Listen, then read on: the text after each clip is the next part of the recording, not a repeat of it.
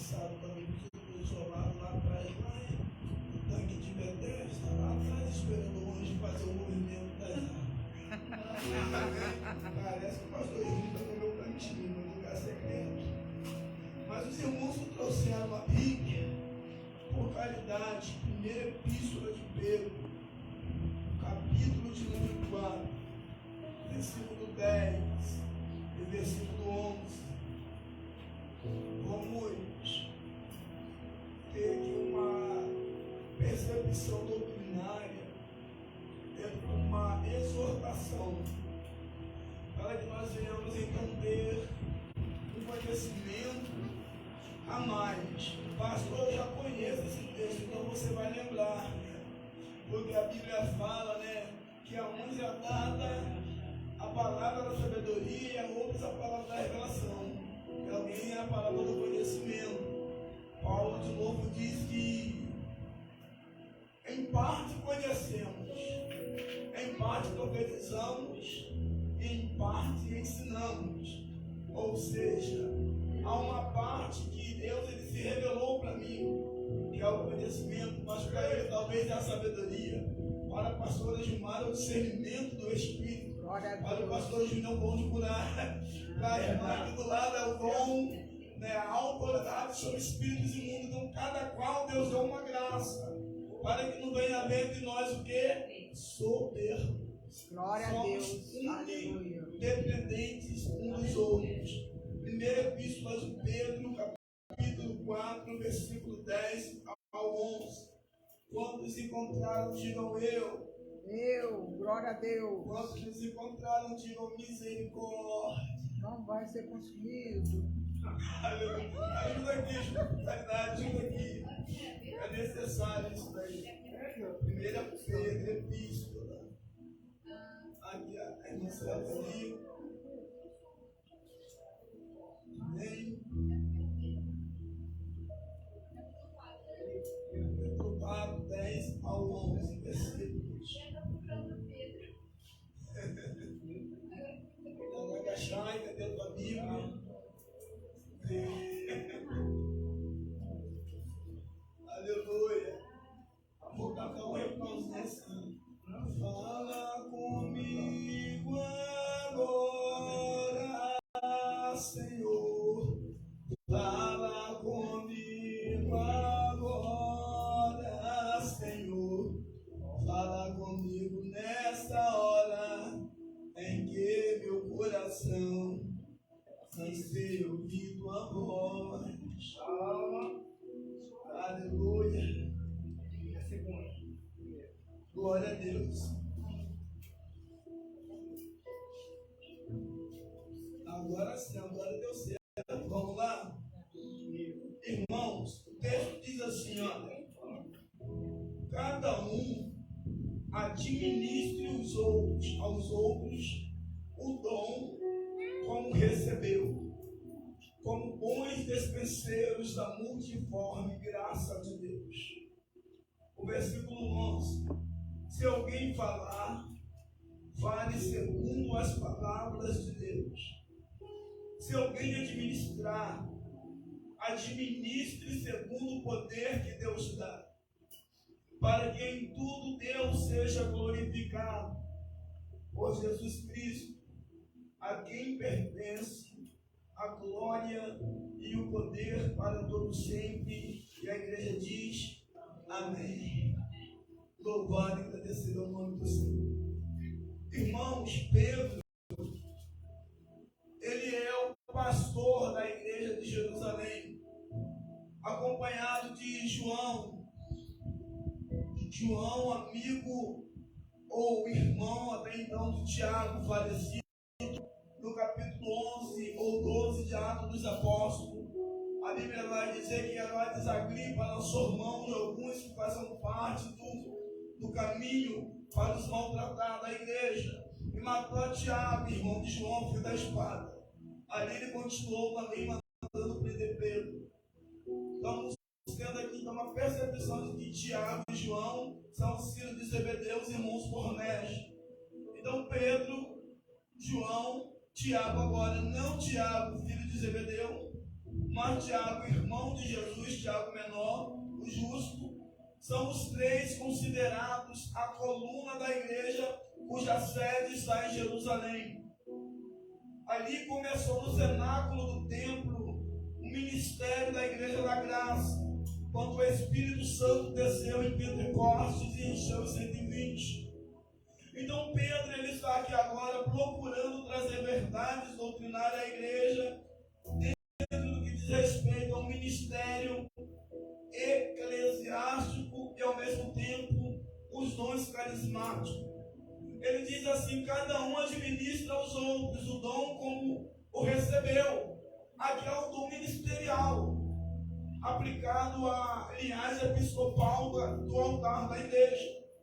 Você vai perceber aqui em Efésios, capítulo 4, versos de número 11. E ele mesmo deu, ele que é Cristo, uns para apóstolos, e outros para profetas, e outros para evangelistas, e outros para pastores e doutores. O verso 12 diz: querendo o aperfeiçoamento dos santos para a obra do ministério,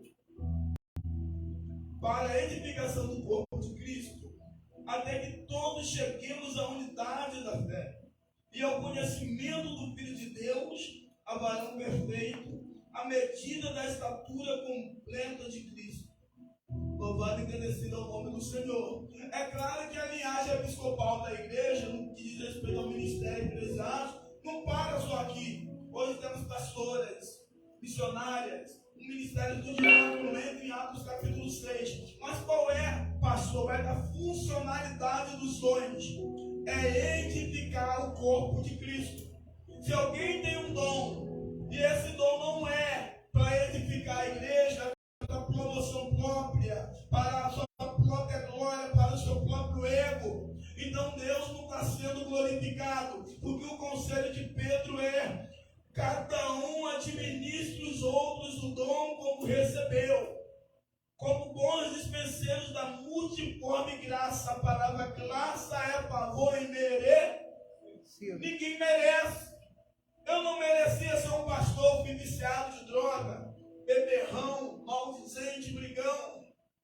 Você não merecia estar sentado aqui, porque cada qual conhece os pecados e os erros de outrora do passado, o qual a graça de Deus encobriu pela misericórdia, porque Deus amou o mundo de tal maneira que deu seu unigênito filho do Pai, para que todo aquele que nele crê não pereça. Mas a graça não fica só na vida eterna, ela fica também no trabalho. Por isso que alguém é chamado de missionária, alguém é apontada para ser pastora, outro é apontado para ser presbítero, outros para ser diácono. Mas com qual finalidade? A edificação do corpo de Cristo. Esse é o dom ministerial, são os serviços, as ocupações. E os dons espirituais, do grego charisma, é 9 dons. 1 Coríntios 12, Paulo diz acerca dos dons espirituais: irmãos, não quero que sejais ignorantes, conforme aqueles que não têm entendimento. No original grego é que quer dizer entendimento. A letra A solta é uma negativa. Agnósticos, sem conhecimento do que os dons espirituais. Então são 9 dons, divididos em grupos de 3. Você tem capacitação, ou profecia, palavra do conhecimento, palavra da revelação, palavra da sabedoria. Você tem capacitação, dons de curar, a fé, a autoridade sobre os espíritos imundos, revelação, profecia, variedade de línguas e discernimentos de espírito. Para que isso, pastor? Para que a igreja não seja enganada. Aqui no versículo 11, do capítulo 4 de 1 Pedro, ele ainda diz assim: se alguém falar, ou seja, se alguém pregar, se alguém trazer um ensino, uma disciplina, uma admoestação, uma palavra de exortação, orientação doutrinária, vale segundo as palavras de Deus, sem nada acrescentar, sem nada o quê? Porque Apocalipse diz: se alguém acrescentar ou diminuir, também Deus tirará o seu Vida. Quantos podem dizer amém? Amém. Glória a Deus. Se alguém administrar, aqui já é presidente, presidir, tomar conta de um departamento, administre segundo o poder que Deus dá, para que em tudo seja Deus o quê?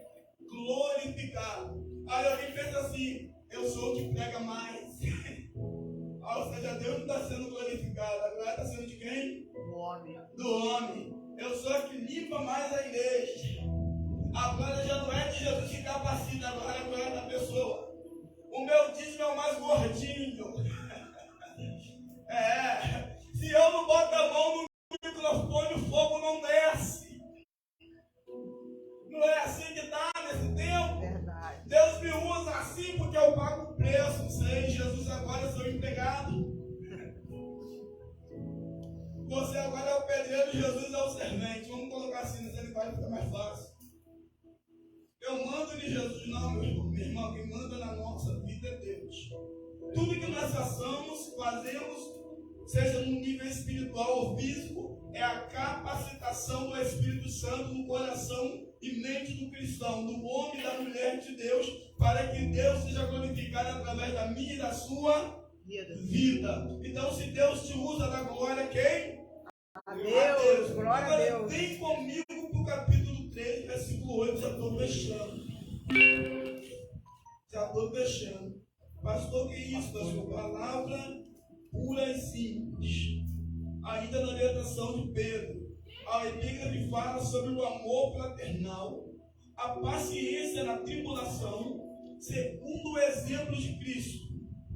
Olha aí, verso 8. E finalmente, sede todos quem? A igreja. Perceba que a igreja está subdividida entre dois tipos de povo. Na tipologia, é representado como sendo o trigo e o joio. Você tem a ovelha como símbolo do cristão verdadeiro e o lobo como símbolo daquele que pensa estar convertido. Agora Pedro diz assim: finalmente sede todos de um mesmo sentimento, sentindo compassivos, amando os irmãos, entranhavelmente misericordiosos e afáveis.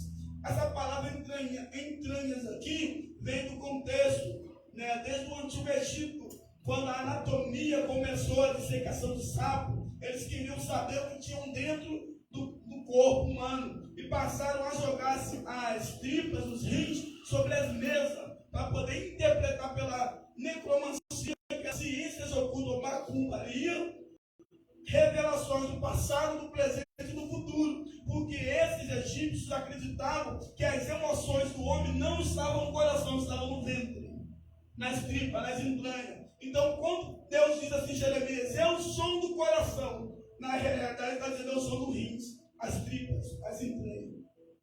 E isso para dar a cada um segundo as suas obras, porque é a linguagem que o povo de Israel estava acostumado a ouvir desde que saiu do Egito. Então Pedro está usando a mesma linguagem aqui, entranhavelmente, ou seja, os verdadeiros filhos de Deus, eles fazem o quê?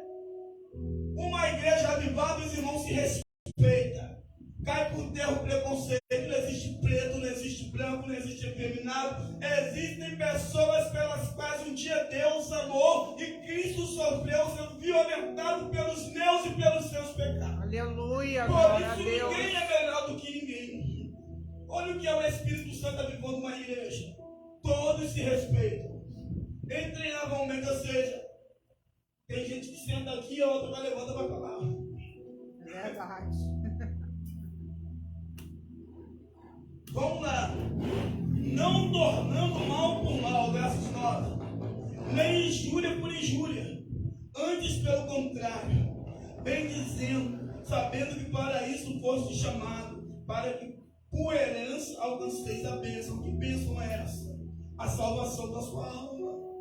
Porque aqui nesse tempo, pastor Júnior, havia uma perseguição contra a igreja que se deu através da morte de Estevão, o primeiro mártir em Atos 6. E a exposição bíblica ensina que o nome Satanás é opositor, adversário. Mas o nome Diabolos quer dizer acusador. Alguns que estavam entregues ao Império Romano, que haviam se mancomunado com o Sinédrio, os fariseus de Israel, passavam-se por cristãos, por testemunhas de Jesus, para descobrir aonde havia um ajuntamento de crentes só na intenção de acusar o império, para que outros irmãos fossem martirizados como Jesus Cristo foi. Por isso que Pedro está dizendo, não pagando injúria por injúria, nem mal por mal.